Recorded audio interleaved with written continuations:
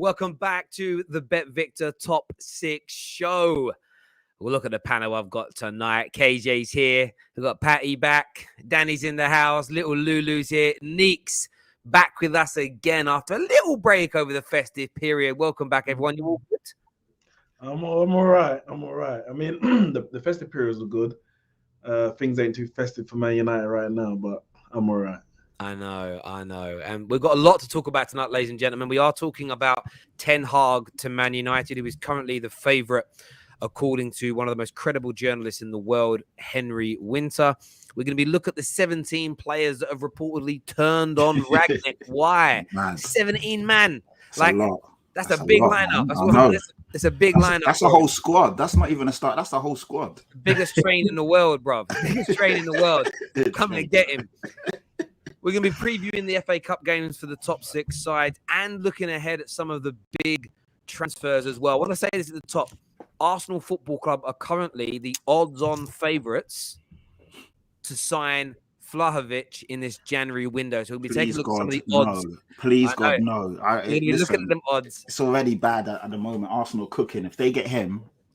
They are cooking. And we're also going to be delving into and having a little bit of a debate. We haven't done this on the Bet Victor show yet, where we're going to be talking about the disrespect towards the African Cup of Nations. We're going to be delving into that a little bit later. I know Louis, the Liverpool fan, has got lots to say about that trophy, that tournament going ahead at all. Make sure Terry, sorry, Terry. Before we start, can we also give a big shout out and a rest in peace to Shocks? Because obviously we all saw the massive and really upsetting news today. So I just wanted to take a bit of time out to say rest in peace, Shocks. He's somebody that I only met once, but he lit up the room and became like really tight after that. And obviously it's been really upsetting over the festive period to see what happened. But to hear he had passed today was really sad news. So just wanted to put that out absolutely there. Do that. I've got a little thing at the end for him that I was going to do. Okay, brilliant. Absolutely bring it up now as well.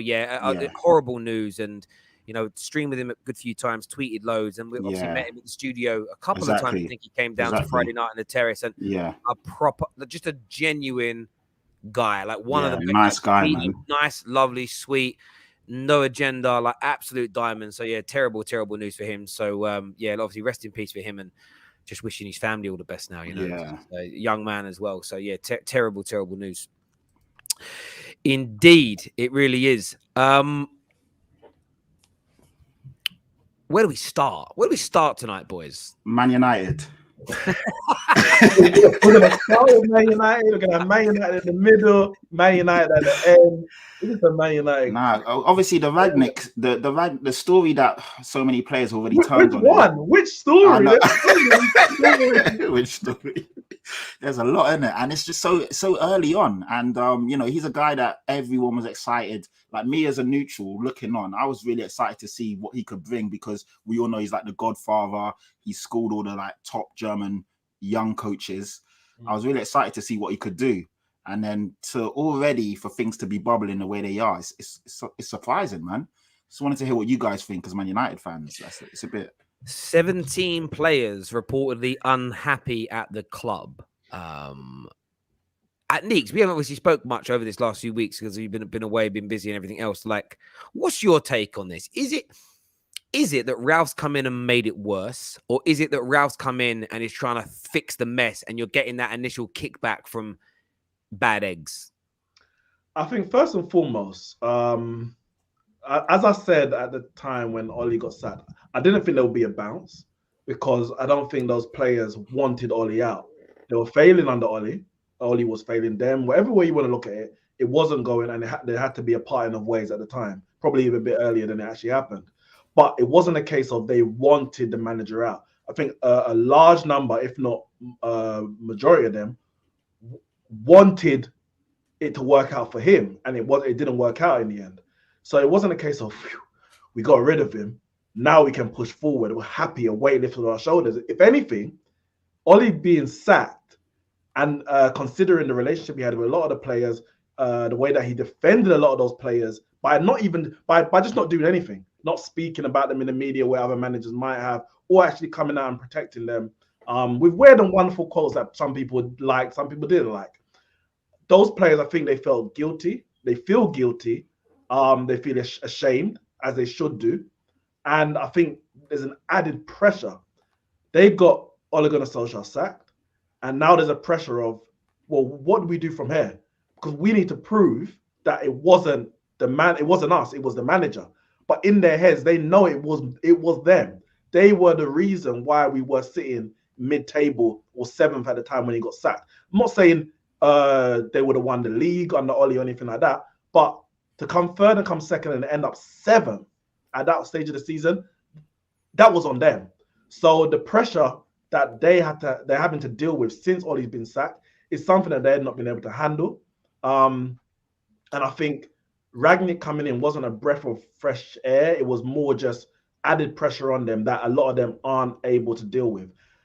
On top of that, I think the fact that we haven't had as many training sessions as we need for the type of football that Rangnick's trying to implement at this stage of the season is a big change from what Solskjaer was doing and the coaches there to what Rangnick's trying to do.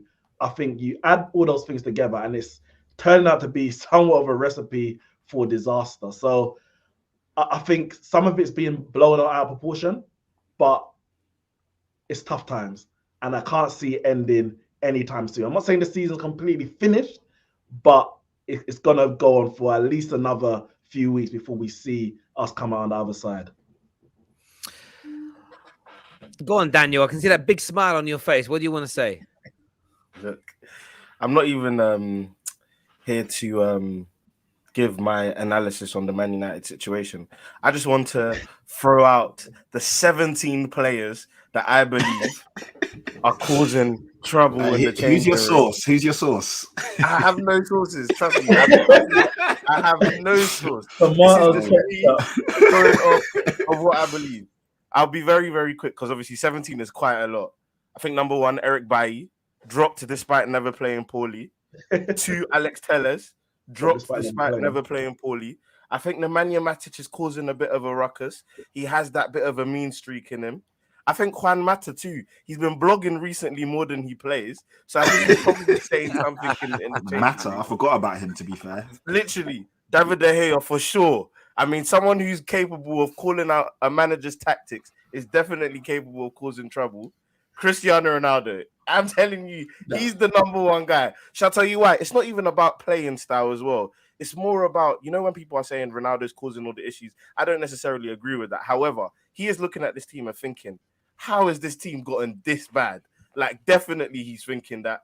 I think Edinson Cavani wants to leave. I think Van der Beek definitely goes without saying. Jesse Lingard for sure. I think Anthony Martial, of course, is one of them. Rashford has to be involved. Mr. Councilman Tate from Power.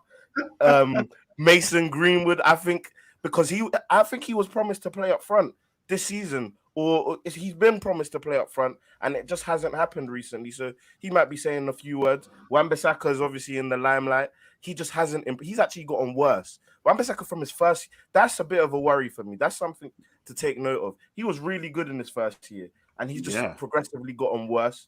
You got Luke Shaw. I mean, Jose Mourinho, man. He's just been proven right month after month with Luke Shaw, Harry Maguire. And the number 1, I think everyone's forgetting about this guy, and I think he's actually speaking a lot. Dean Henderson. Dean Henderson came out in a number of interviews and spoke about how he wants to be the number 1. He deserves to be the number 1 and whatnot. I don't know. United fans have to quote me on this and maybe correct me, but I don't think he played bad in the game where he came in for a period of time under Ole and then he got dropped again. So, but De Gea is playing well anyway, so they might not really matter. But those are my 17 players. Just wanted to list it out there, throw it out there. Tell me what you think. Jeez, man, that was flipping long, bruv. Like, that's like one of them the Pentecostal pastors. But all right, church, we're leaving in 5 minutes. 5 minutes, we're about to leave, and just go on and on and on, flipping out. Anyway, that list. Why do you even list out all of them, man? Just list the 8 players that want to stay at Man United. That's all you have to do. You didn't say Pogba. Did you? When you were going through that list, when you were going, Pogba was the last person actually, 17th. Okay, because I thought you said I thought you said Henderson was the last. So I went from bottom to top. Do you know what I mean? I forgot to say Pogba. Pogba goes without saying. Pogba then who doesn't want to leave? Because I can't generally think of any United players. McTominay. McTominay is going to be captain in a couple of years. I promise you that. He's good. Oh, wait, when in the championship, bruv, that's when you know we've really fallen, bruv.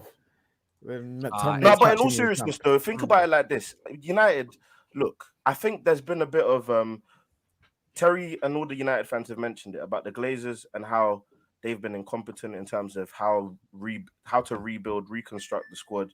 We've seen a number of transfer windows where we thought this is it, because I thought the Maguire-Wan-Bissaka transfer window at the time was a good transfer window, but then over time it hasn't worked out. Maybe it's because the right appointment wasn't in place, and there is such a thing as having the right pieces with the wrong manager, or having the wrong pieces at the right time, if that makes sense. So it's a kind of thing where it's just never been right. You've never got it right. And how do you rebuild after having the greatest manager of all time? It's probably the most difficult rebuild of all time. Like, no one knows how to do it because it's never really been done before. You look at Barcelona as well. Yeah.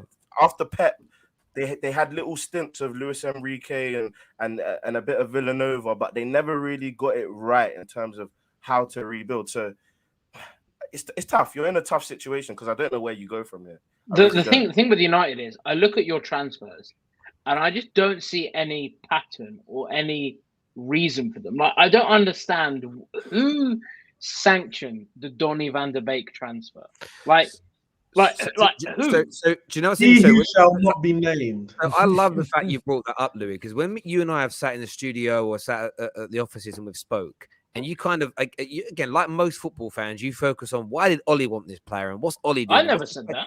I've seen you say it. Like, I've never said that. What's your source? I've never said the word. I've never said no, what I'm saying is, but you've just done the thing. You just asked the question: who sanctioned this? Yeah. Everything that happens at Man United up until now, because he's gone, is Ed Woodward, but is signed off by Joel Glazer. If Joel Glazer says no, doesn't happen, it won't happen. If he says yes, it does. Sometimes what he's done is gone, no, we'll get this guy instead. And this is why with fans, I'm seeing today, it's strange really, 17 players being unhappy isn't unsurprising. And it isn't all because they're insubordinate. At the end of the day, if you work at a company, you've been promised A, but you've got F. And then they bring in a new manager and they promise you A again, and then it feels like you get an F. You're going to be unhappy. You're going to be despondent. They are not robots. You cannot expect them just to, I'm just going to have a smile on my face because I'm played well. They want to play in their best positions. They want to play in a system that they've been signed to. They want to be given the opportunity to play in their favorite or their best position, and I guarantee you, if Jurgen Klopp leaves Liverpool and suddenly Trent starts getting used regularly in a position that he doesn't want to be in, he could become despondent at the club. He could become annoyed at the club. We know this as well. Not even being played out of position. Look at the likes of Michael Owen and Steve McManaman, born and bred Scousers who came through your academy, but because the club wasn't progressing how they wanted, didn't work out too well for Michael Owen, it did really well for McManaman, they left the football club. So I'm not concerned that some of these players are unhappy.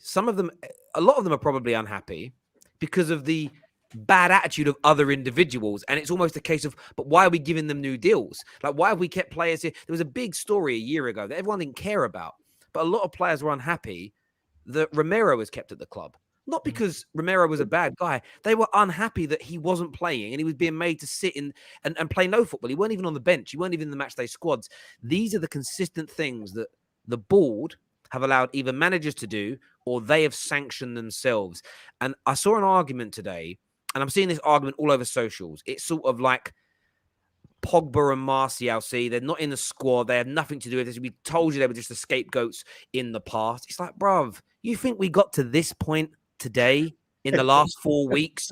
And I'm sorry to get rude, you absolute clown. This has been a build-up of 9 years. Pogba isn't responsible for this. Rashford, Maguire, Donny, I'm trying to think of Ronaldo.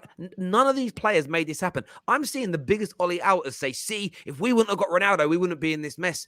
You man were screaming for 2 years that Ollie put us in this mess. It's the whole thing. It's the biggest hypocrisy I've ever seen in my life. We are here because we have, you're right, Louis, everything is wishy-washy because there's no club plan. And I think what we're seeing now is the players who have a limited career turn around and say, enough is enough. We don't want to go now from learning Ralf Rangnick's system to you appointing another manager in the summer that plays a completely different way that we've got to relearn again, that we need a whole new squad for. Imagine you're Rashford right now. You're 24 going on 25. You're getting to the very important stage of your career. He's about to maybe get his 4-4-5 manager with a 4-4-5 system with his 4-4-5 different trainers. And maybe be told, well, it's going to take us 2 years to build a squad to make this worse. That means he's 27 before they maybe build a squad that's good enough to compete again. Why would you not be annoyed about that? I'm staggered again at the. I'm trying not to be rude. I'm just staggered at the stupidity of Man United fans turning this into a player versus player war or a manager war. Being people today going, I knew we shouldn't have got Ralph. He's ruining it. What are you fucking talking about, you prick? Terry, I've seen people come out and start to say, you know what? It's Fletcher. Fletcher is the reason why we're in this position. And I'm like, they're blaming Darren Fletcher for overpowering and having too much influence on Ralph. And that's why Donny's not playing. And that's why this is happening. That's why this is happening. I was like, Darren Fletcher went in a flipping job like over a year ago.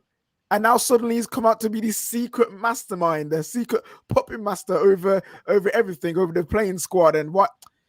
People, man, open your eyes. Open your eyes. But by saying such ludicrous things like that, it stops them, or if they believe it blocks them from having to own up to the fact that they were wrong. They were wrong about Oli in the same way they were wrong about Jose Mourinho. It doesn't mean that Jose didn't need to be sacked at the time when he was. It doesn't mean that Oli didn't need to be sacked at the time that he was. But when they were trying to convince us, and the phrase commonly used is because I know ball or you don't know ball, that they are the reason, and all you need is another manager. Anyone but this is better.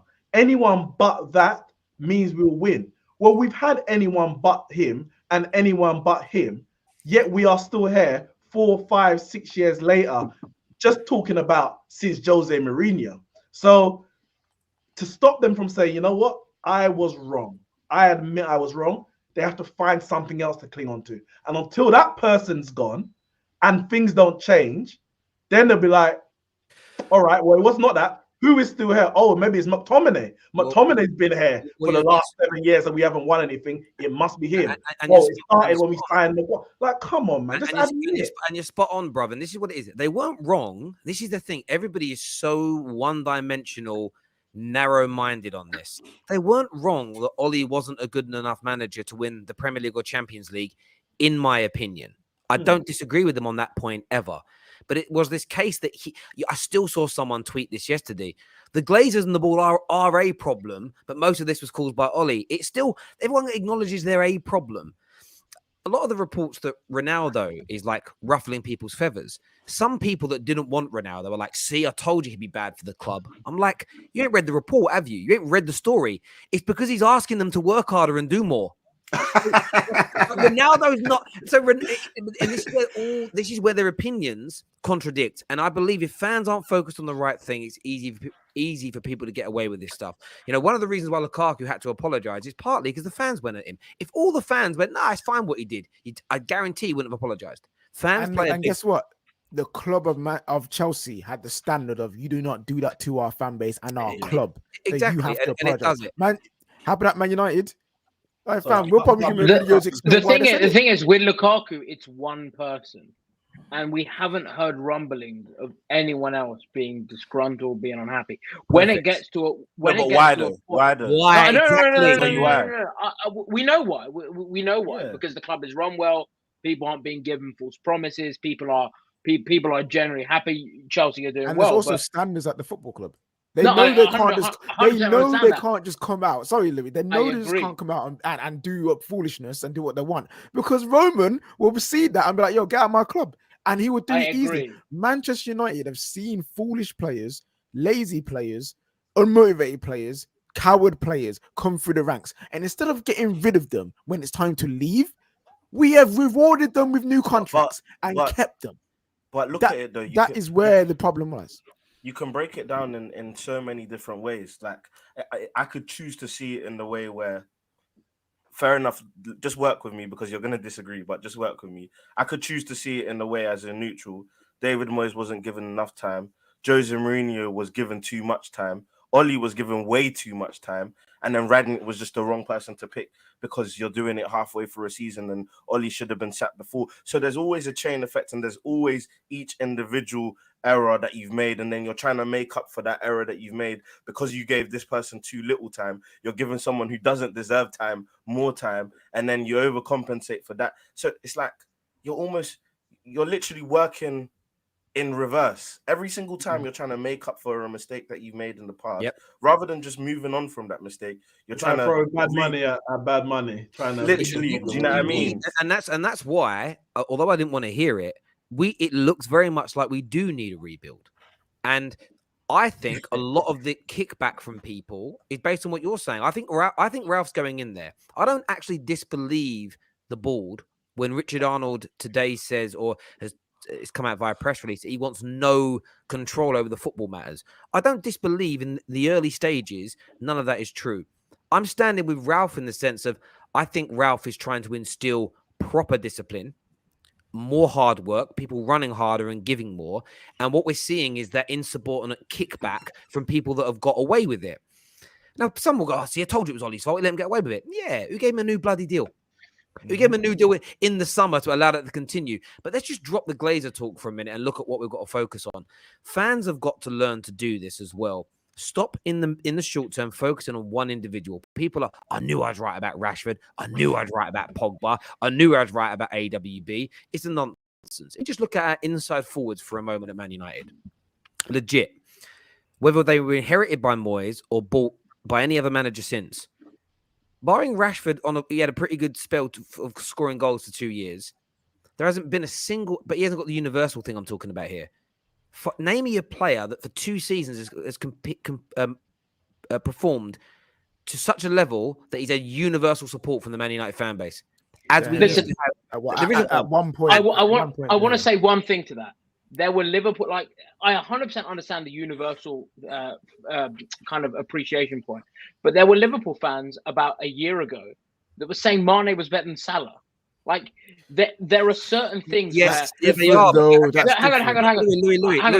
I'm saying that, like, for example, in my opinion, Bruno Fernandes is like the only reason you guys are in the top 4 in the playing Champions League football this year.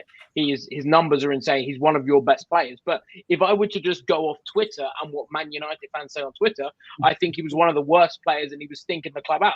So I'm saying there are some things where if you just look at the numbers, like Rashford has You're had missing a good it. You're missing the point. You're missing the point. Shall I tell you what the point is? Let me tell you what goes hand in hand with this new social media age. Yeah, success goes hand in hand with player perception.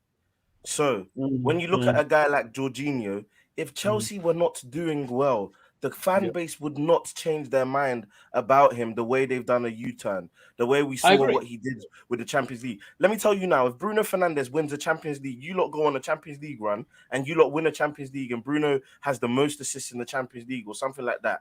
Like, for example, Terry, what's the propaganda that you've been trying to like show throughout the group stages about Bruno, that he's creating much more?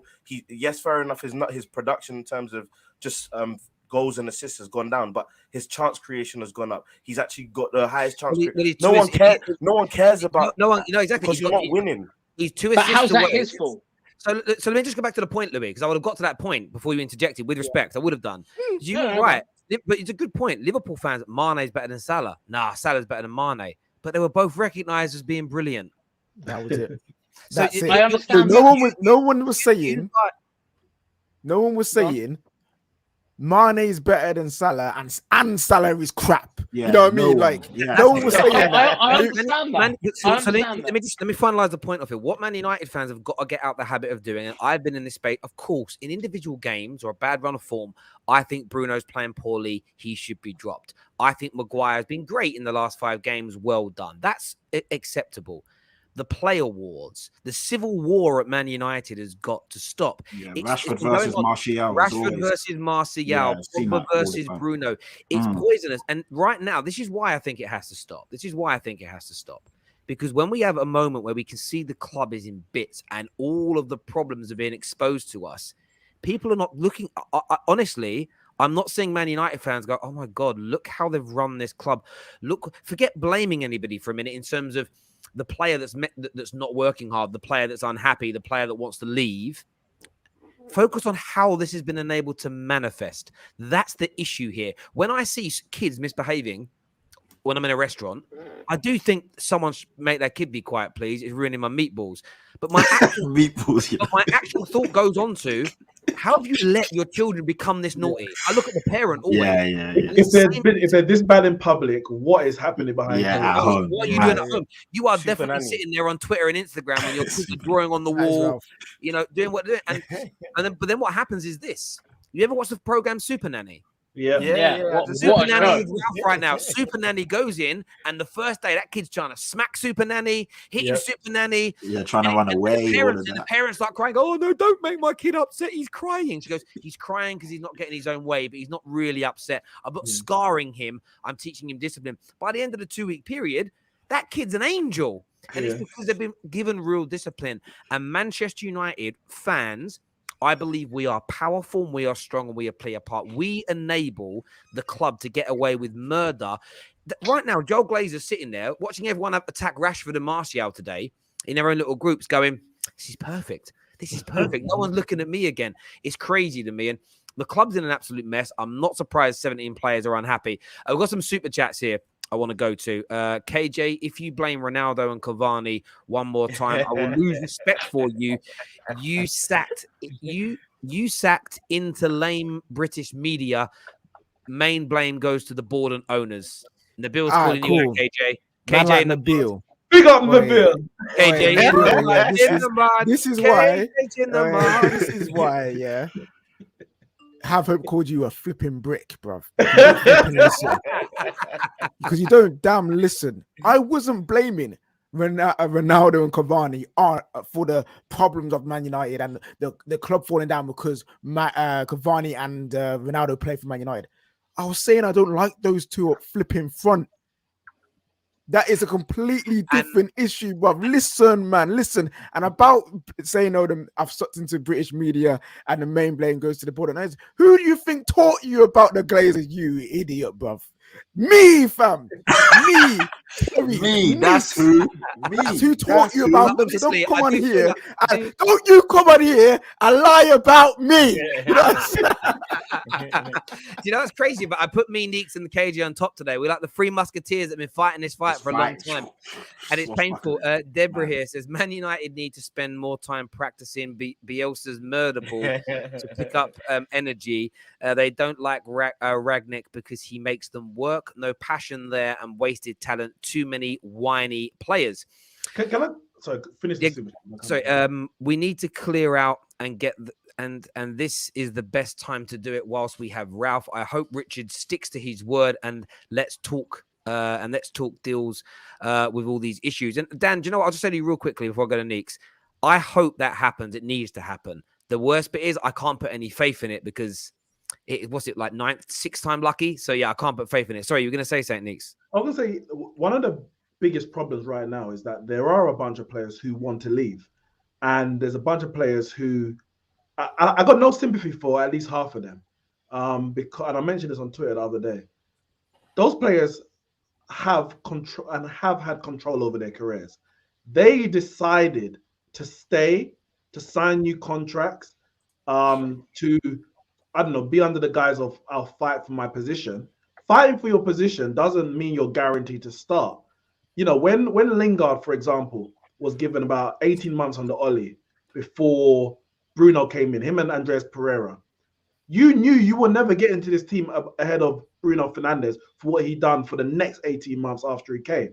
Andreas Pereira, I think, was later than he should have, but he decided to go and go back to, I think, to Brazil and play some football because he knew, I'm not getting back in this team.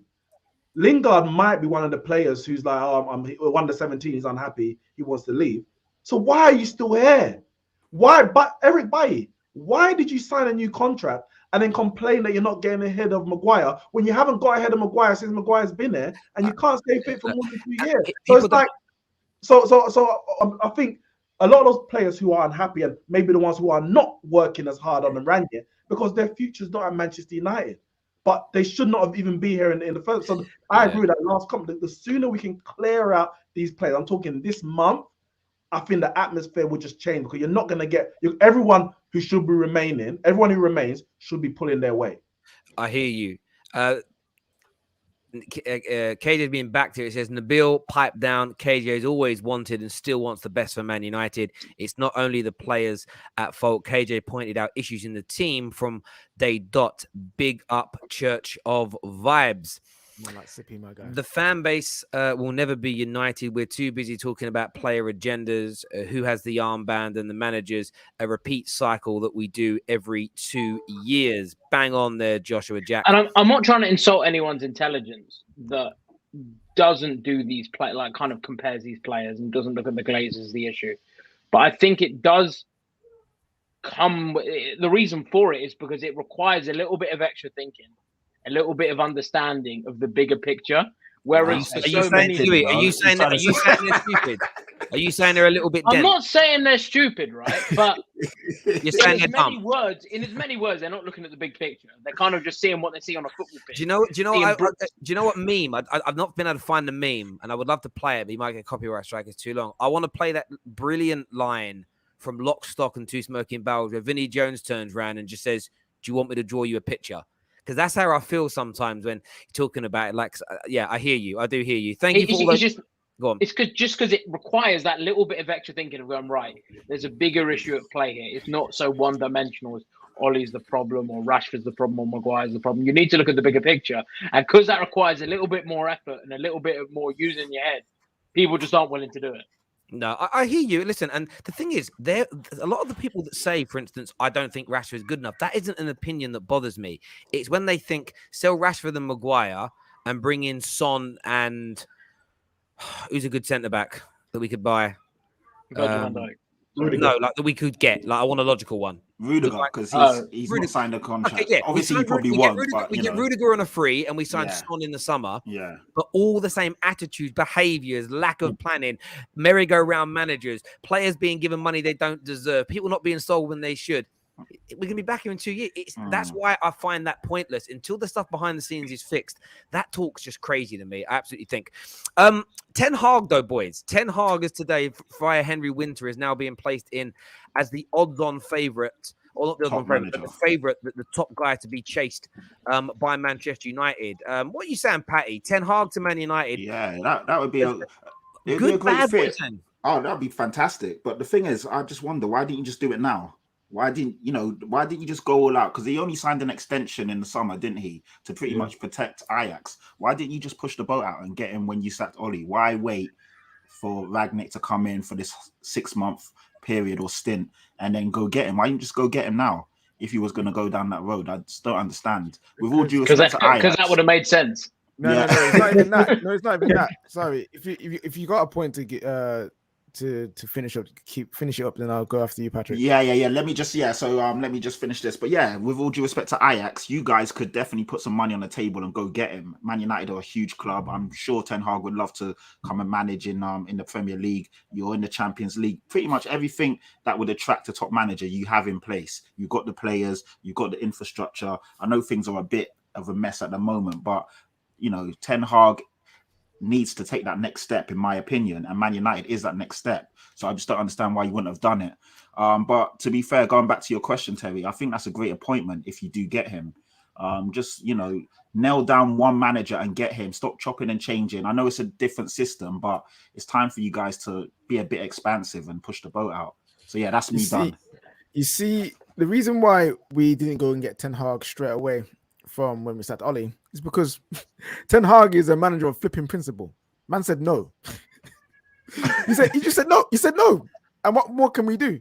He said, I'm going to move in the summer because he knows that right now ain't the time for him to be moving. He's going to finish off the season of Ajax, maybe win the league, maybe go deep into the Champions League, further than proving why he should get a bigger job and then get an offer for the bigger jobs. And the thing is, I would love him. I think it would be great. But then I remember who runs our club and what the state it's in. I'm like, yo, fam, if you want to have a good career, don't come here yet.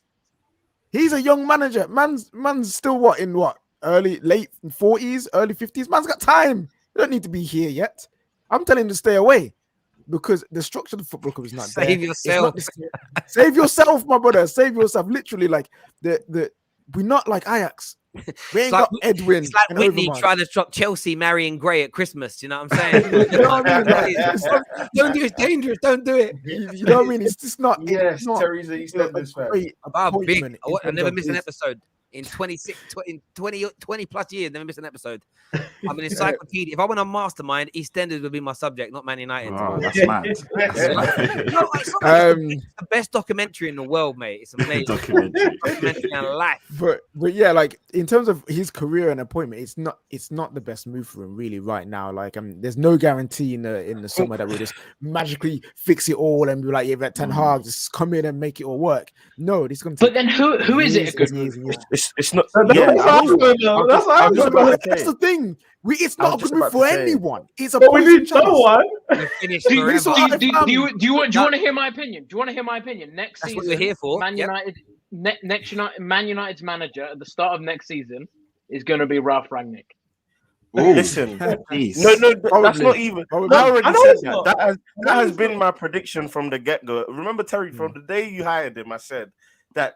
How much do you want to put on that Ralf Rangnick Yeah, I actually remember that. I remember proceeds you to saying become that. manager? And basically, that to was be fair, contingent- Ollie's interim run went really well. So No, just but give it to Ralph as well. And Well, the he needs to difference get is- going if he's going to match Ollie's interim. No, but that's what I'm saying. well.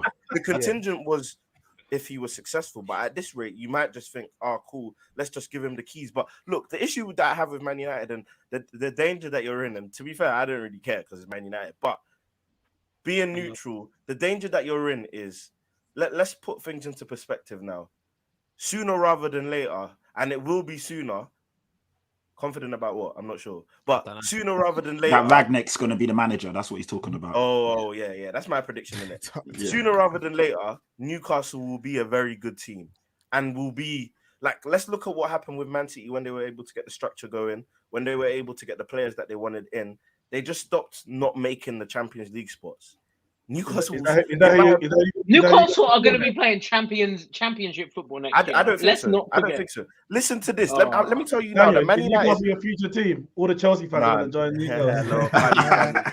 Man United are in danger of not being at the top, like the top. Of course, you're always going to be a big club, heritage club. Of course, you'll have that forever. No one can take that away from you. I'm talking about because now you've gone a decade where you've basically been a Europa League and a League Cup. Yeah. That's all you've really won in a decade now.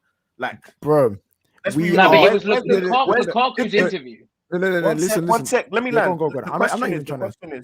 The question is, where's the next Premier League coming from? Like, if you're being honest with yourselves, even if you bring Ten Hag in, when you've got Klopp, when you've got Tuchel, when you got guys, where's the next Premier League genuinely coming from? Legit, I'm going to say this.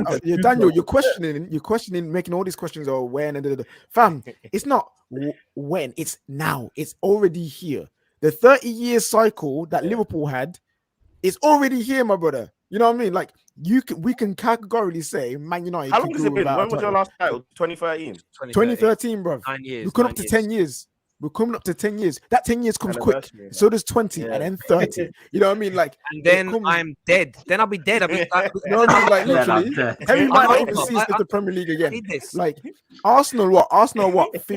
15? 16 years? No, 17. 17. They're almost hitting 20. Look how quick. 18 years. 18 years. 18 years this year. 2003. 2 more years and it's 20 years. If you had a daughter that was born just before the invincible happened, she's drinking now. You ain't won another one. She's gone from being born to being your princess to liking Barbies to like all the stage of your daughter's life. Now she's out clubbing in the miniskirt. And this ain't even trying to bag on Arsenal and be like, I'm not even laughing at Arsenal. I'm just trying to use an example of look how quick it can come. It's coming for us. So KJ, it's already here. Did you say on that, KJ, as well with Ten Hag? Look, I think he's a tremendous coach and a brilliant manager.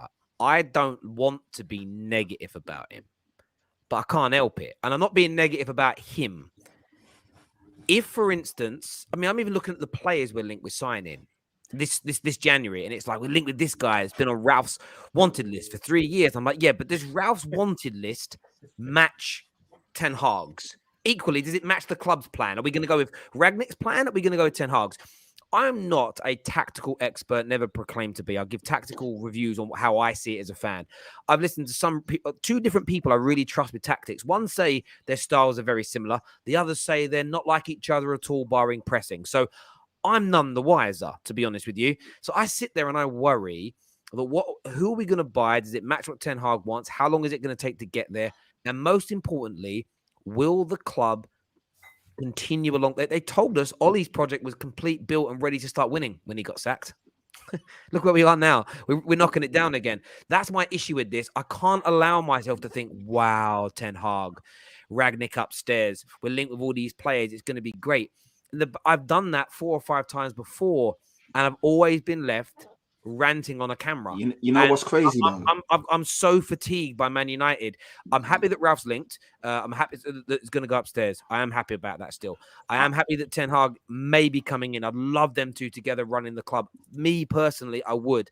But I just get a feeling that we're going to go back to Louis' point earlier, where in 2 years' time, we're going to look back and say, even with them here, it's all still a bit wishy-washy. That's my fear. Do you know what I'm saying, Patty?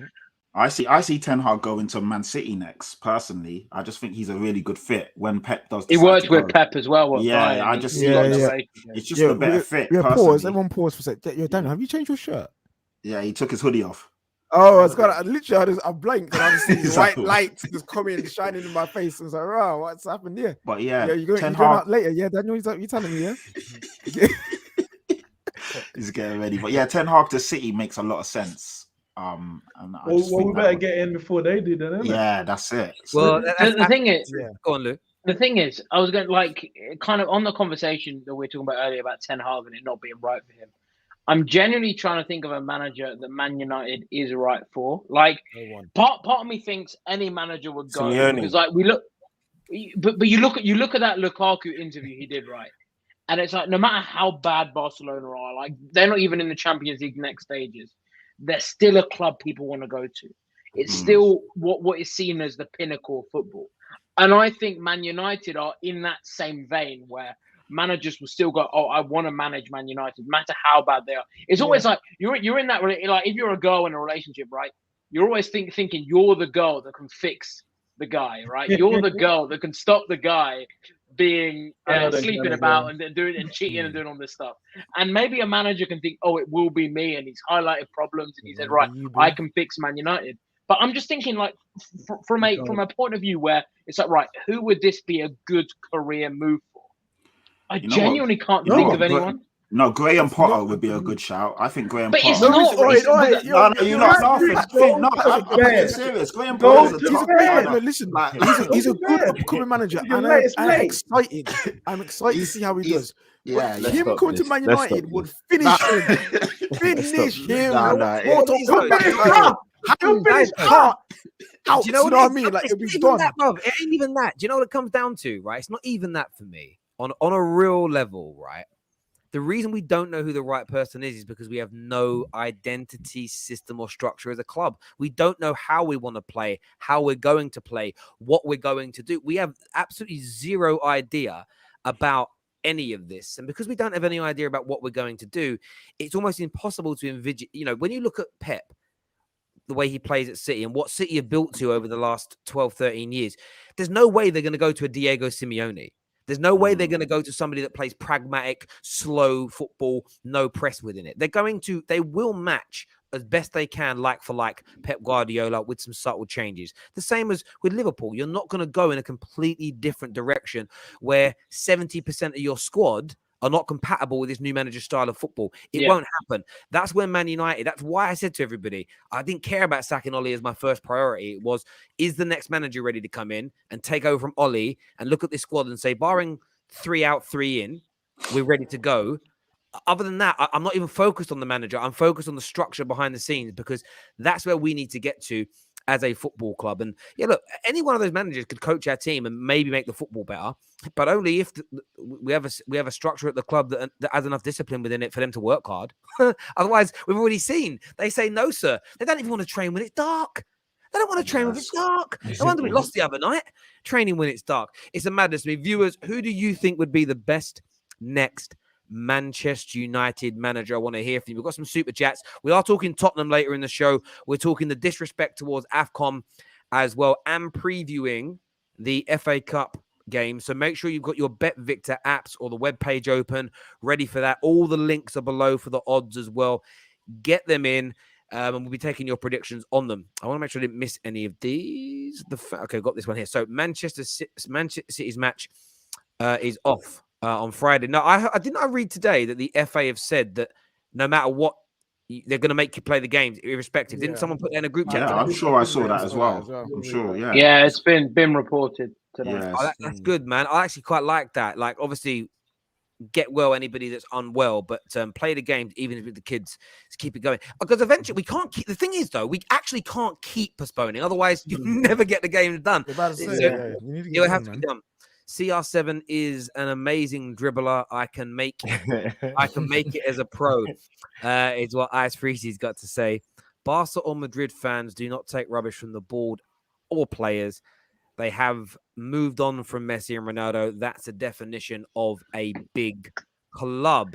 I hate how people are using Barcelona now. Hey, it's like a pinnacle of a well-run. I know. Louis, let them. Listen, let them have it. I know that allegedly, there's do not corruption, but because of agenda, just let them have it. Did you hear with the Ferran Torres deal? Apparently, there was Barcelona trying to get a clause in where if they couldn't register Ferran Torres, they send him back. They send him back. You can't use Barcelona as a big. But Barca for me are a great example. I mean, they've actually probably been run worse than Man United. From a financial standpoint. No, not probably. You're being conservative. I mean, in terms of the structure of the club, I think they're about on par. They've obviously done things on a financial level which are corrupt and allegedly illegal. But look what's happened to that club. Look what they were from that sort of the early mid-noughties right through until about 4 or 5 years ago. You don't run a club well, you run a club badly, and you end up in this mess.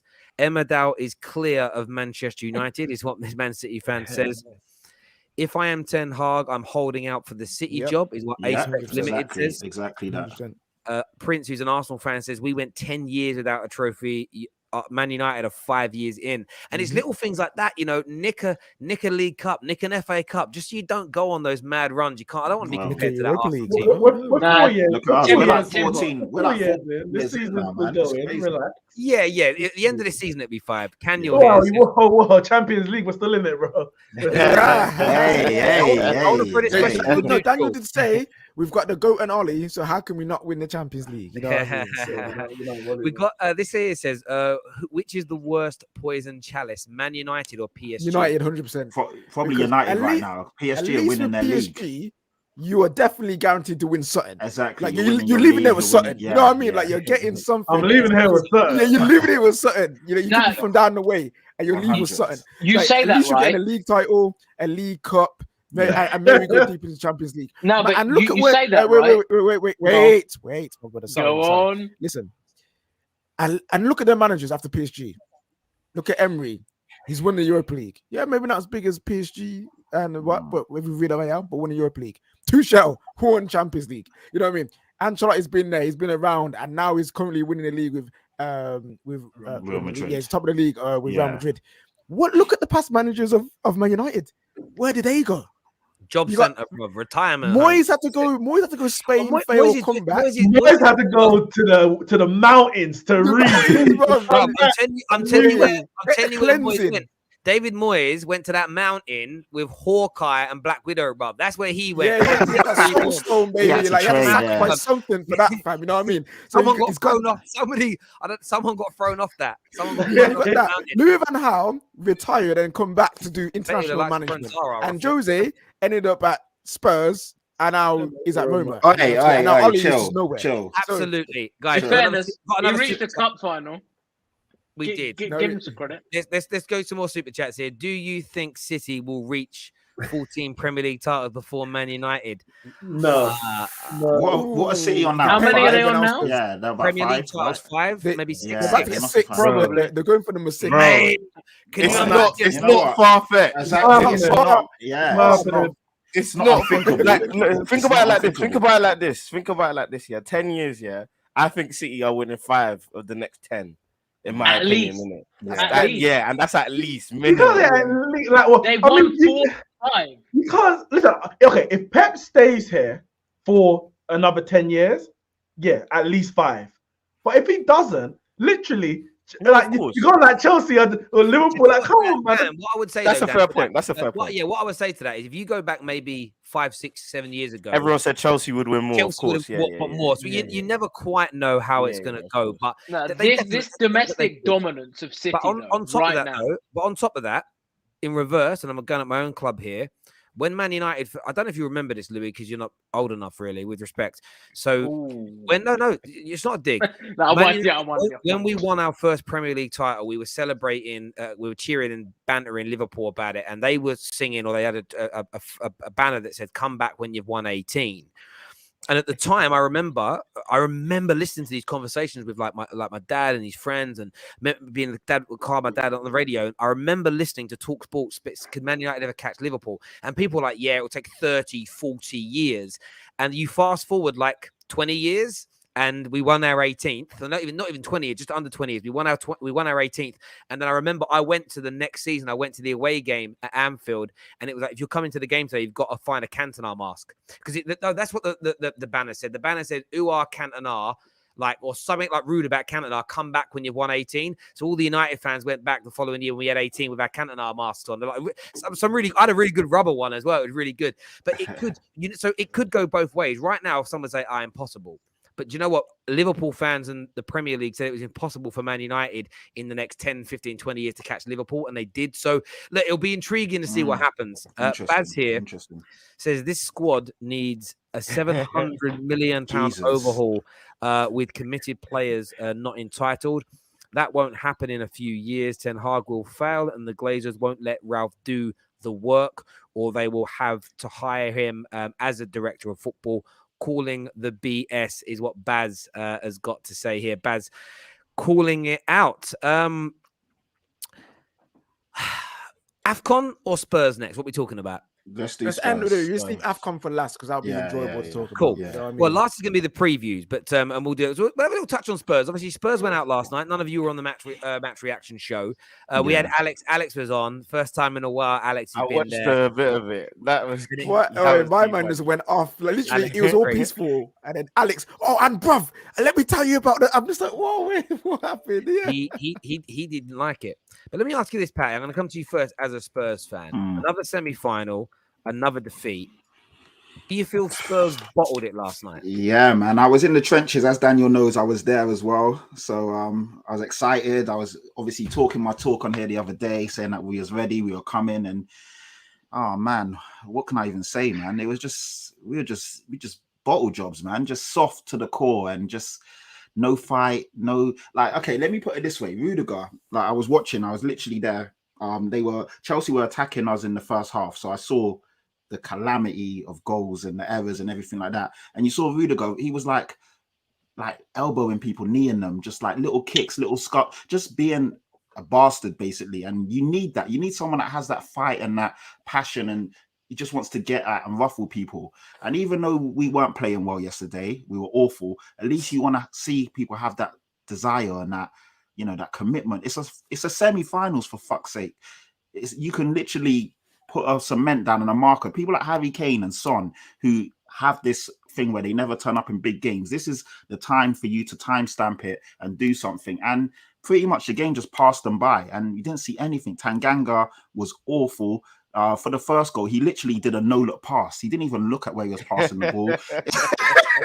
You lot just stole it. This is after 3 minutes, by the way. He literally did a no-look pass, Neeks. It was, I wanted to run on the pitch and punch him. It was just so, I was fuming. Do you know what it is, obviously, Patrick? How do you feel about, like, maybe it's a bit far-fetched, but when I think about Tottenham, your biggest moments, the biggest moments in your history aren't with your best players. It's other guys. Yeah, I look at Fernando Llorente. I look at Lucas Moura. Exactly, that's like, it. Yeah, moments. That's what I'm saying. And it's just like Son was just MIA, and he was just ghosting. And then Brian Gill come on, and within literally 2 minutes, Brian Gill ran at Azpilicueta and spun him. And I'm just saying, just stop showing these guys so much respect. And I think that's where Oh man, honestly, I could rant all day, but I'm just so disappointed. Like with Conte here, I thought, okay, these guys are gonna probably show something a bit more. And so, Kane in the summer was talking so much crap on the Gary Neville interview and this and that. But you're in a semi-final right now, and you did nothing yet again. And then afterwards, he really pissed me off with that tweet saying, "Oh, it's only half time. You guys with the great noise from the away section." I'm like, for fuck, shut up, man. Just get out there and play. Like, actually do something on the pitch. Like when Sarr punched him, get up and do something. Like react. Like there's just, I don't know, man. It's like they're sleepwalking, Terry. They're just sleepwalking through these big moments. 0 shots And in the yeah, first half. I didn't even know that. Obviously, because I'm there, I don't hear the embarrassing. stats. That's Not even shots on crazy. target. Shots. Like Honestly, you didn't think mate. about scoring for 45 minutes. You know That's what it so is? frustrating, man. So frustrating. I think it's the reverse as well. Like football fans will never see this in it, and it'll come across a bit like, oh yeah, Daniel's going on one again. But look, the improvement that I think the Chelsea have made from like let's go back to Lampard is crazy. It's mad because last year we were fourth, especially when Tuchel came in, we were ninth. Came in and managed to get us fourth. Obviously, a lot of it was kind of last day. We even lost to Villa, so we really should not have got Champions League football. Spurs for that yeah, we helped you on that day. Leicester away 4-2. That was a big game. The second time in how many years that you've helped us? But so annoying, isn't it? So annoying. But we had to get it because otherwise Arsenal would have finished above us. So it was a double-edged like sword. I was like, oh man, we helped Chelsea, but I couldn't not finish above Arsenal last year because we would have got finished. So it was. But now, again, like the draw, it's literally, and I'm not even just focusing on the League Cup now. It's the draws that have really killed us. I mean, we're still second in the league, 1 loss in 22 matches. Fair enough. Some people might want to look at that and say that the draws are skewing it and whatnot, and that's fair. And like, I'm not even trying to over trivialize it and over promote it and say, yeah, this is great. But we're winning games and we're not losing them, and we're showing that we're in a good position. The reason why. There was something I wanted to come back to that I didn't get to in another stream when someone was saying that Man United finished second. There's no prizes for finishing second. The reason why I think it's different with us is because I honestly believe that there will be progression with that. I think next year we will win the league. Because I think it's kind of hard to win it this year. It's going to be really, really tough. I still don't think we're out, but it's going to be really, really tough. But I think there's going to be progression with that. I think with Chelsea, we can see it. We got the manager that we can do it with. I mean, yesterday we played, I know there were some first team players, but we played a majority second string team to Tottenham's strongest-ish team. And we passed them off the park. I'm not having that. I want to touch on that because I see a few. I agree. Lukaku started, but that's definitely. I'm not having that. You had Rudiger, Azpilicueta, Alonso. Alonso doesn't start in our. Alonso Azpilicueta don't start in our strongest. Alonso and Azpilicueta started in your biggest game of the season. Yes, because of injuries, mate. Yeah, but he started the rest of the season. But Daniel, this is where no, that doesn't make sense. Wait, hold on. Wait. So what if I then said, oh, you played Morton in one of your biggest games this season? What are you talking about? You had injuries. Don't do that. You had injuries. Yeah, so don't say. But one sec. Let me land. It was second string because if we had a fit team, like if everyone was fit. No. No, we're agreeing with you. I'm talking to Louis, innit? Yeah, Lukaku started to second string. Yeah, banter. Funny. Can we get back to the real thing? What's it called? Literally, it was a second compared to Tottenham. Tottenham started a Premier League like that team we started cannot. Yeah, but this is the difference. The golf. That's the golf in class. Listen, you had Kepa, 72 million. Yeah. SARS are free. Alonso still cost 20.7 million. Maguires, whatever you want to call him, 4.5. Ziyech, who still can't get in your first team, he cost 36 million. That's like 150 million pounds worth of talent. So yes, but I mean, if you sold Harry Kane, he'd cost basically all those players combined. So, the golfing class, you know what I mean? You know, it's funny when I was on Twitter and I saw like a lot of Chelsea and Liverpool fans like talking about Chelsea starting lineup, and I was like, oh, they've gone really weak. And then I looked at it and I was like, my brain just went, it's their first team players. Like I didn't see. I was expecting to see 4 or 5 youngsters barely played, fresh, the bum fluff living with their mums. Who? I don't know the way people react. No, come I saw on. one Spurs fan tweet, "We've got such a great chance. Have you seen the lineup Chelsea have put out?" I thought, "Oh, what have they done?" And I That looked Spurs at it, and fan's mental. I just saw these No, international but That's- be honest though. Be honest, worth about Patrick. 500 million. Yeah. You saw that lineup and thought you could win. Don't lie. You saw the lineup. Nah, and thought I you know could win. going to the bridge is always tough, but you know what? Like You saw Taylor the said, lineup and you when thought I you first could saw when I first saw the lineup, I was like, oh, okay, we got a chance here. But then I actually deeped it. Yeah, but then I deeped it and I was like, actually, No, like one of the that's all most I wanna hear. expensive They had a goals. chance. No, don't Let's don't take this do that. opportunity. This is why. Let's This take is this why. The majority of your team, the majority of your team gets into their team. Easily. And also They that walk shows in. the They that walk shows the depth. Nah. When Daniel, when you're on here with Anita and you're saying, "Oh, we got so Yes. many injuries, we can't Yes, do this, Patrick, we can't thank do you. that." The depth that you guys have, I don't want to hear anything else Listen, again. This because is why I'm not just taking no now, excuse about exactly. Chelsea. You've just Chelsea now can't showed win the league that this the year. quality It of your shouldn't. squad is crazy. When And they that's say NEEKS, that's why you dare No, not say no, that. this is why. Dare not This say is that. why when No Joe way, fans I'm not say, having that. I'm no, not having that. I'm so sorry, I'm not having that. I'm not having that. Don't come on here. Don't come on here and lie. Don't come on here and lie. Look, let me say it again. No. I'm not letting you. I'm not letting you down. I'm honestly not letting you down. You have got two There's going to squads. be Exactly. a lack of decorum right now. Yeah. You There's have going to got be a two lack of squads. decorum You right should now. And that's be There's going to be winning a the lack of league. when I'm decorum. saying You've at got the two There's going to beginning be a of the lack of season, decorum. Chelsea are favourites to win the One league. sec, This one is sec, why. Patrick. One sec, Patrick. Go on, you Hold say your on. bit, I'll Let say me my come bit. back to him. Yeah. You have Cristiano Ronaldo, a 70 million Sancho. You We have should all this be talent. challenging for the One league. sec. Our manager got sacked because of it. So what? So what are we doing then? What are we doing? We're just chilling. We're not, bro. Where we are right now in the league and where we are in all the competitions that we are in, we deserve to be there right now. And considering the amount of players that we've lost to injuries this season, long-term injuries, Daniel, I think injuries are no excuse for anyone. Listen, one sec.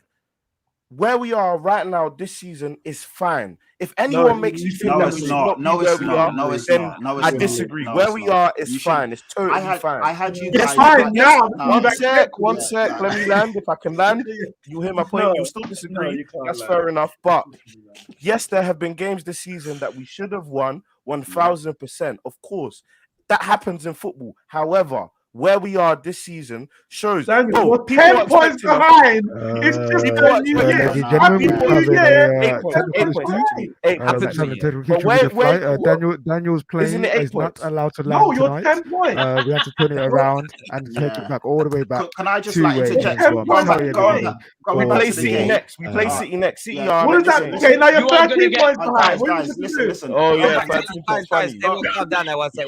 Go on, Patty. Around this. Going back to the game, the players that I mentioned that can't get into your first team, which will pretty much walk into our team or most teams, cost 133 million. Barkley didn't get on the pitch. He cost another 50 mil. So that's what I'm saying. Stop just doing price tags, bro. No, but that shows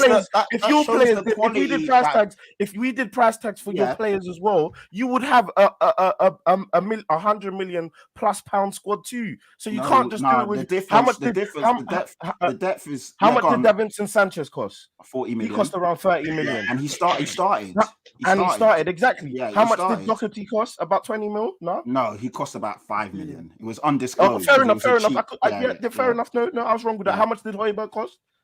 15. No, he cost 15. He cost 15 because we threw in. How much did Lucas Moura cost? 20 odd million. Giovanni Lo Celso, who came on. One sec. No, let me cook. Giovanni Lo Celso, who came on, cost what? 65? No, he cost 40 million. He cost 40 million. Ndombele, the savior. I saw Tapping Toad say that he wants to bring in. He said Kessié will be the savior to his squad. When you spent 60 million on Tanguy Ndombele, okay, 60 million. Yep. Brian Hill, who came on, how much did he cost? 30 million-ish. 30 odd million. Yeah. So don't come here and tell me that. Price tags, golfing class. There's a massive golfing class. One sec. When Tottenham drew with Liverpool, what did they all come on here and say? What did they say with chess? Antonio Conte is doing something. He's showing something. He's doing da-di-da-di-da. Now I come on here and say that we've used a second stringish team with Tuchel and we outclassed you. It's a hoo-ha. it's a hurrah. It's Daniel. If you're saying Daniel, you can't talk about golf in right. class, are you then I'm now owning saying the Chelsea are fact that close we to spend Spurs? a lot on certain players, Yeah. but the fact that Tottenham are trying to move as if they had championship players playing on that pitch. No. No one's trying to move like that. We're just trying to show that Chelsea have an abundance of depth.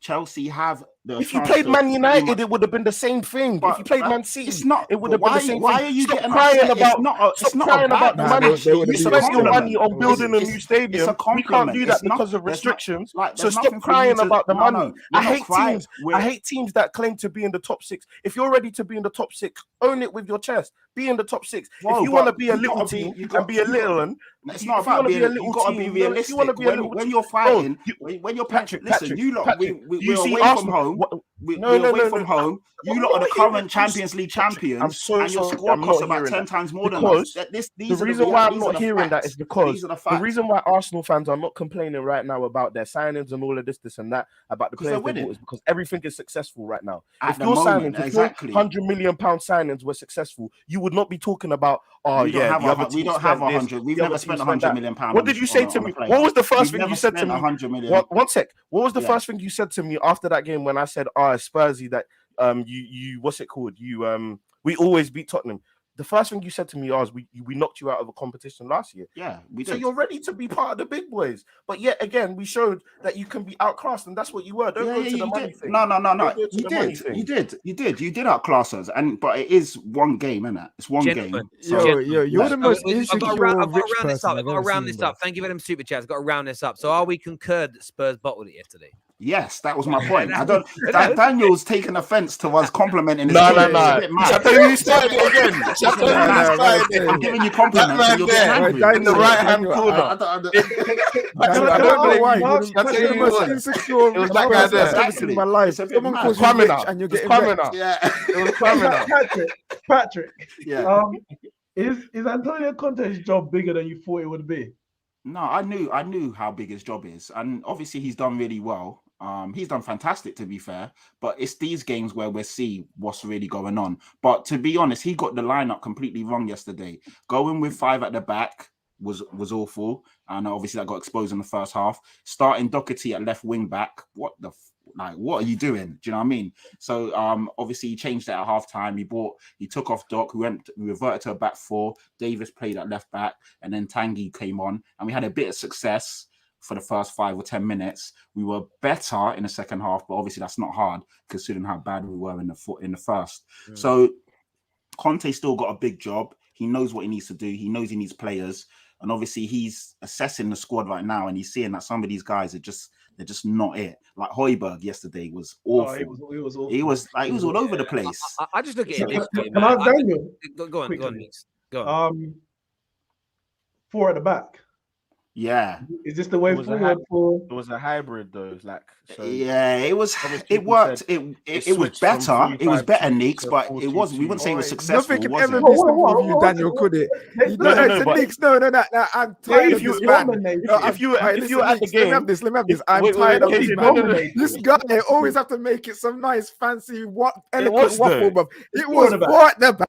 It It was was at the 4 back. at the It back. was. It was Look at 4 at the this. back. You mix And when your you went hybrid, forward, players were in the forward. position. Tuchel said it yesterday. He said I don't care in what he possession, said. it was a Hey, my dad. 4-2-2-2. Rangnick's formation, the 4-3-2 as Terry is coined it.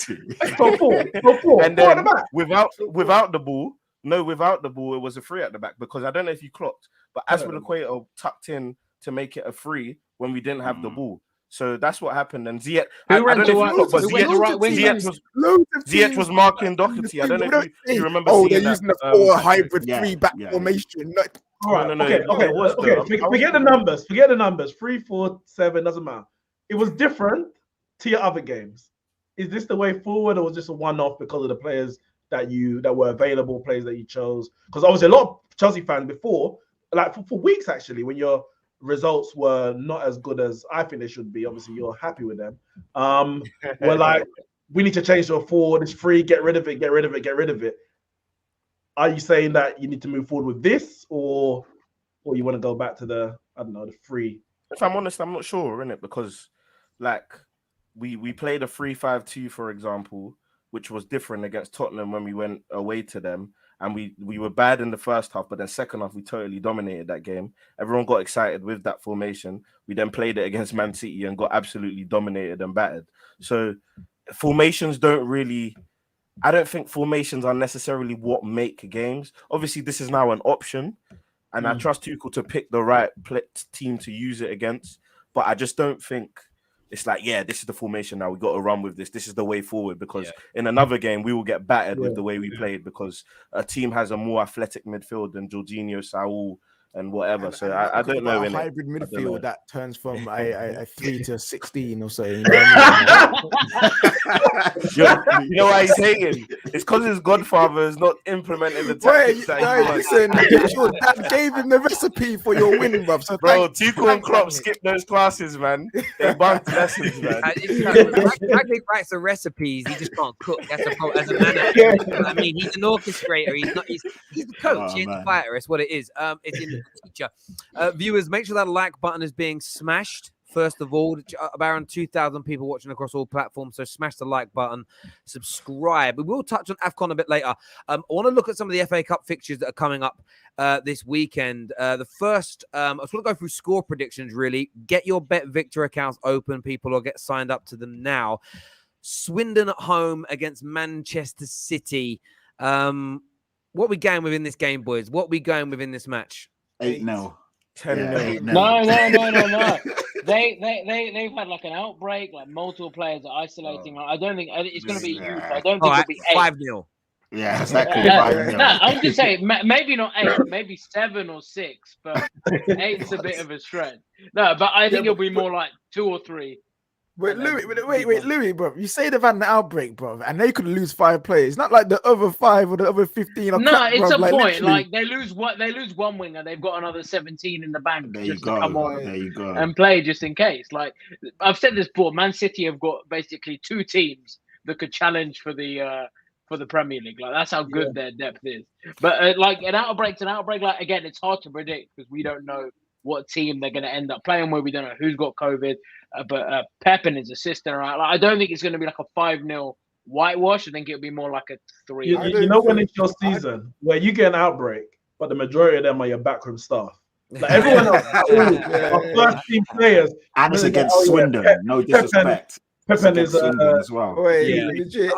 I don't think Louis would be saying this if Liverpool didn't have an outbreak. If Liverpool didn't have an outbreak, you're very it's tactical. They should be playing. I've got to get this like, in now. I've got to get this in now. So when I predict the Liverpool score if you get beat at home by Shrewsbury, bruv, you are getting bantered forever. Yeah. Mate, if we get beat by Shrewsbury, you get beat by Shrewsbury, I'm never coming on this show again. If you get beat by Shrewsbury, will you come on this show wearing a shirt that says "I look like Penfold"? You've got no chance. You've got no chance of me getting on or Morocco terrace show. No, you've got no chance of me getting on a terrace show if we lose. How about a shirt that says "I work for AFTV"? How about that one? I'm not coming on the show if we lose. There you go. He won't. He doesn't. He even says that. "I'll come on match reactions, but only if we win." Oh wow, you like that? Yeah. There it is. No, That's cool, 100%. man. So what are we putting this score prediction on for the Man City game? 5-0? 4 or 5, yeah. Yo, what's the highest odds? 4-1. I reckon they might get a goal, you know. Let's do a 4-1. 13 Okay. to 1, that is. That's a little. I'm going to put a little £2.50 bet there on 4-1. The link is in the description below for that, people, so get yours done and get yours in. The next one I want to go to in honor of Lulu. Lulu here is going to be the Liverpool game. Liverpool versus Shrewsbury. What are you saying, Louis? You confident going into this game? 2-0 Shrewsbury, 3-0 Shrewsbury. Oh, No, I think it'll be. I think it'll be 2-0 to Liverpool. 2-0. Simple, nice. Get the job done. Who's at home? Liverpool. Oh come on, 2-0. James Pearce has just tweeted, "We barely got 11 players." I think this is going to be difficult. I'm going to go for a shock then. Yeah. Okay. Do you know what? I honestly think, right? If this is all true, no one's been training, squad's depleted, barely got 11 players. If that's true, I'm going to go with like a 2-1 Shrewsbury. Before I say that, what league is Shrewsbury in? I think they're in League 2. Oh, okay, maybe. No, I'm going to go with a shock win. I'm going to have a shock win, right? Because if you're a Shrewsbury player right now, I know you're going to respect Liverpool. This is the FA Cup. It is the home, the original shock makers of football. And I just look at it like Liverpool, no squad, barely any subs, no training. They got grown men in Shrewsbury. They're gonna be big men. They're never kids. It's always big men. They're gonna be looking at this game. We could do something. I'm gonna go 2-1 Shrewsbury. Ooh. Okay. Is there replays in No because replays. at Anfield as well? Maybe 1-1 penalties. The thing is, Anfield, it's so hard to get a result at Anfield. Let's be real. But they've got Not no an FA players. Cup game. Yeah. No, I can put. Here's the thing, though. It's not like a Champions League night and suddenly they need to come back. The only consolation, right, is like the players coming back from COVID are like Van Dijk, right? So it's like big players. So we They're gonna could be. pound them, bruv. But I don't It's think all it is. I don't think you're gonna play Van Dijk. No, but sorry, let me rephrase that. He's not coming back from COVID, but he had COVID recently. So he can't now be isolated. Like, he should be able to play. It's called CV. Yeah, I hear you. I'm intrigued. Sorry. I'm going again. What I'm saying is this: if you start your starting 11 has lots of your main Premier League players in, my opinion changes. What I've seen from a lot of Liverpool accounts is we're still gonna we got a game postponed rightfully because we had no players. We've only got 1 or 2 of them back. We're depleted. There's nothing. We haven't trained. If all that is true, I think Shrewsbury could do it. And there is a thing that our kids beat Shrewsbury 2 years ago. Shrewsbury were unlucky in that game. And it's different this time. I'm going to go with a Shrewsbury win. People say I'm being biased. I'm just talking about the fact that if you don't have no players available, Shrewsbury could beat you. All I'm saying is the under 23s of Premier League teams play in the EFL trophy with these teams. And on many occasions, the same under 23 teams, these League 2 and League 1 teams. So to sit here and say it's most definitely going to be like, oh, Liverpool got no penalty, so therefore KJ. Nah, our under 23s have COVID as well. Our under 20. So Louis, you're gonna don the kit and get out there. Guys, let me just reiterate. Everyone stop a second. Everyone stop. Let me reiterate again because the people in the audience are also getting angry. I know Liverpool's under 23s and reserves are better than Shrewsbury. I'm talking about everything we've been told in the last few days. No one's been training. No, they have no idea who's going to be available yet, which means you can't work on systems, which means if all of this is true and you can just about scrape 11 players together, barely any bench, I'm going to go over shock. I'm going to go one of the biggest shocks in FA Cup history. If you've got barely anybody, if you've got the vast majority of your team and a strong under 23s bench, you're going to smash them. But you should have played you're off. not telling us that none of that's available. So I don't understand how you can say we've barely got a team, but how can you say we won't win? That's a weird thing for me. I agree. And also, if you put out a strongest team on Sunday, then you guys are. I don't want to swear, but you're. Listen. Yeah. If we put out basically a first 11 on Sunday, and then we're trying to make everyone believe that the players recovered from COVID on Thursday, CV. Sorry, CV. Then it shows that you were ducking Arsenal, and that's exactly. That's not good. There's no way that's true. So, but what's your prediction? We'll put the odds on here. What are you guys going to go with? I mean, I'm going to put my 2-1 on now. I'm not a big bet. It's just a little £1.50. I'm just going to put 2-1 there. I'll put that in. You've gone 2-1 Liverpool, Louis. Yeah.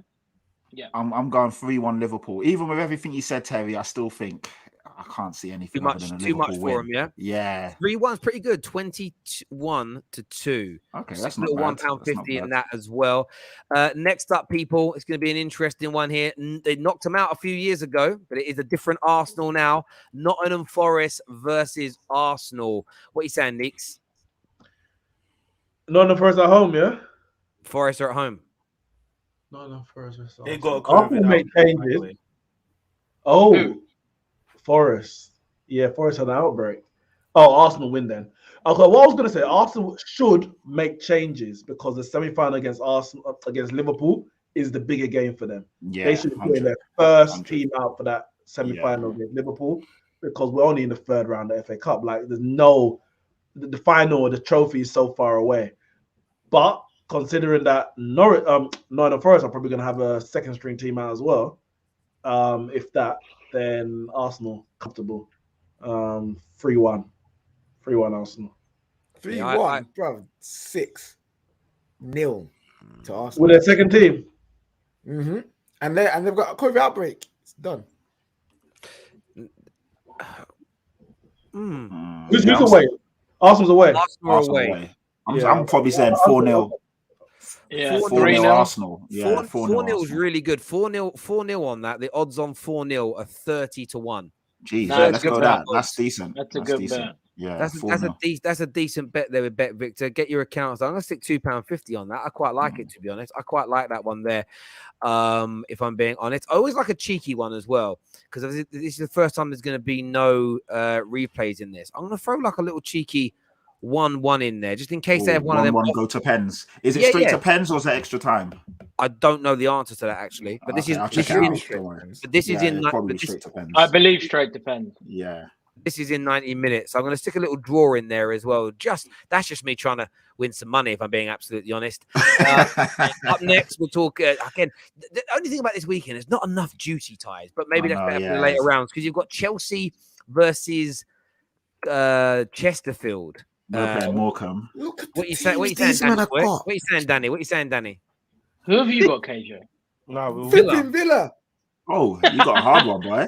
Jeez. You got Villa at home. Yeah, we're at home. You got Villa in the third round. I know, that's crazy. That's what I'm saying. And then we got them again in the league. You're getting knocked out. You don't even have Sir Alex juice anymore. Like normally they give United a nice little tie in the first round.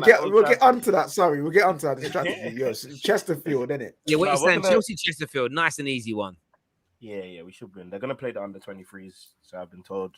Like, I think about 4 or 5 guys will play in it. So yeah, it should be anyway. I hope so. Don't embarrass me. What are we gonna go with? 3-1? 5-0? 4-0. Chelsea at home. 4-0 Chelsea. I mean, that's again pretty good. 13-2 odds on 4-0 to Chelsea. So the betting market is certainly going with that. I'm going to take a little £2.50 on that one as well. Viewers, keep getting your score predictions into us. Probably the biggest game of the weekend, really, from a Premier League perspective. Man United versus Aston Villa. KJ, what are you saying? Your home team versus your YouTube team?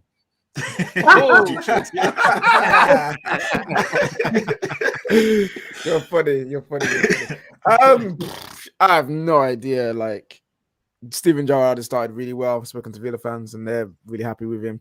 They're about to sign Coutinho, which is very wild. Which is very, very wild. What is their attack better than you man's attack? Right now, probably they probably scored more goals in the last 5 games, like guaranteed. So Leighton Orient are better than us right now. You know, right now, like, it's looking peak, because we'll play a second string team and we're bad with the first team. So imagine a second string team against these man now. Second string. Does Donny even start? He has. Donny has to start in that game. He has to. Yeah, like, he might do. I don't know. I feel bad. I feel bad for the guy, but if he doesn't start, it would be a little bit funny. It's like, what does this guy have to do? It'll be basically like, you know, the NBA, the 15th man on the roster who comes into the game with his suit. He doesn't need. He's not playing that night. Like, that is, he's basically filling a squad spot if he doesn't. I saw a video in the third round before the Wolves of the FA Cup. Before the Wolves game, he was the guy setting the balls in the training for people to shoot. Like, the ball get past him and he like set it off, and it's like, guy moved from Ajax. That's what in Sunday League, when you were doing that, you lose a sub. The maddest stat is that this season in the Premier League, Phil Jones has had more minutes. Wow, Jesus! Because Phil Jones played the whole game, innit? Yeah, that's it. Yeah. Donny, we're halfway through. Donny hasn't even played 90 minutes in total this whole That's season. crazy. It's It's absolute disgrace. In a COVID year, so that means he wouldn't get a minute in a normal year. Yeah, he's not rated. rated. It's so mad. It's such a wild kind of thing to think Villa about. anyway. Villa are winning 2-1 Villa. You're getting 2-1 Villa. Yeah, Ooh, gotta back the boys. Smithers. Gotta back my club. 2-1 Villa. Oh yeah, I forgot you support them as well, because Gerrard's more important than Liverpool. I forgot about that. Oh yeah, I forgot about that. The Gerrard. You'll never walk alone, Stevie. 2-1. You'll never walk alone unless you carry us or Flanagan or someone like that. I back those boys. I back those boys. Oi, no, but when I mentioned you lot turn, hang on. You lot turn quicker on Karius for dropping a ball than you did Suarez for biting and abusing people. Yeah. Madness. You lot had Listen, T-shirts I was supporting him. 10. I was 10 when Suarez was making listen, abusing it's people. mad, Don't fam. be bringing me into that. Yo, I mentioned the name Karius once. Yeah, he's a kid, man. Leave him be. Oi, I mentioned the name Karius once because you went through a keeper crisis at the start of the season. I just asked the question, hey, wait, ain't Karius still there? I remember you said this on a show and people The slated Liverpool fans were coming for me like I just said, like the Antichrist is returning or something. I'm just like, Like saying Lord Voldemort's name. Can't say it. Can't say I love it. it. Do you know what it is? The Liverpool fans are no more hypocritical than other fans. It's like we all do it. It's I remember like the never walk alone memes when like Karius dropped the ball and the abuse he got. It's like when you're angry, it all goes out the window. We're all the same. You think 2-1 to Villa though, Lulu? Okay, what are you saying, Patty? I just looked at the fixtures and you got them again on Saturday. It's like a double header. Yeah, so. And that happens every season, you know. I know. Honestly, I think every season it will happen at least in one round every season. You'll get a Premier League. We had it with Leicester like 2 weeks ago. I'll throw this in. Every season you get at least once or twice a team go back-to-back games because they get join each other in the cup and the league, and then they've got the league game. And you'll nearly always find a player will make a January move. And one of his first 1 or 2 games is always against his old team. It's literally like clockwork every year. It's weird. It's very weird. Like FIFA. You know what? I'm gonna go for a shock result as well because you guys are in this weird sticky patch and Villa actually played. I was gonna say You're gonna shock result, isn't it? Shock result, boy. Oh, you're killing me, yeah. And because Gerrard is now here and they're actually playing quite well. 2-1 Villa. I'm gonna go for that as well. Nah. Look, this is what's gonna happen. A reaction from the United boys that we're playing for Ralph. I don't know. Yeah, exactly. We've been saying that for so long now. The reaction. I don't know if you lot have watched the Man City documentary where Pep screams, "We play for David. We play for Ralph. We play for Ralph." That's what's gonna happen. They don't care about Ralph. No, man, don't like Ralph. Why they're playing for him, bro? No, it's mad. I think we'll win on penalties. This is gonna be tight. Wait, David De Gea in nets, bro. Well, you said second team, so Henderson's got to play, right? Henderson will play. Yeah, I mean, so Henderson will let them all in and be like, "Yo, this is what you get for not playing me, bro." I'm putting a little bet here on the 2-1 that a couple of you predict. That's 18-1. Oh wow, that's nice. Do you know what's mad though? It annoys me about odds when it comes to Man United. We're in the mud. We're playing awfully, but you don't ever get good odds on us winning. It's so frustrating. It's like, at least give us the odds that our form dictates. We're always the favourites to beat most people. Look at that there. Man United to win 5-1, 75-1 boost. Oh, I'm putting a pound on. Don't do that. You ain't scoring 5. You never know, mate. You never know. I know, 5. We have 5 shots on target. We don't well. Mate, if we create 5 shots, we're doing well. What are you saying, Nick? I'll put one of yours on. What you saying? You have to 1-1 penalties. 1-1. Okay, well, I'll put the 1-1 bet on a little £2.50 on that one. That's locked in. Most of the viewers have actually predicted that's done. That's locked. Most of the viewers have predicted Villa are going to go through and win. And honestly, it would about round up the start from a footballing standpoint for 2022 for me. Like out of the title race completely, falling away from the top 4 race, out of the because if we go out of this, there's no silverware. Because we ain't winning the Champions League. That's it. Season's over. On you this game, you know. But listen. We deserve nothing anyway, so screw it. Put out our misery early. None of this. Oh, we've made it. I don't care about it. I don't care about whether I deserve it, though, KJ. Like I don't want to go 5 years without winning something. I don't want to move towards the 10 of our. It doesn't matter what you want. It's about what's gonna happen. Yeah, but it's not about that. You'll get. We don't deserve it. That wasn't your first point. What's gonna happen is go out. I feel the same. I feel like we're gonna lose, but I'm scared of it because. From a silverware point of view, which you always have hope. I always have hope. I always have hope, right? And it's going to be gone. That little bit of hope left in the back of my mind, it's still just there. It's like, I'm still here, Terry. It's like, hello. It's okay. I'm still here. Don't worry about that. I'm here. Hope. That's what I got in the back of my head.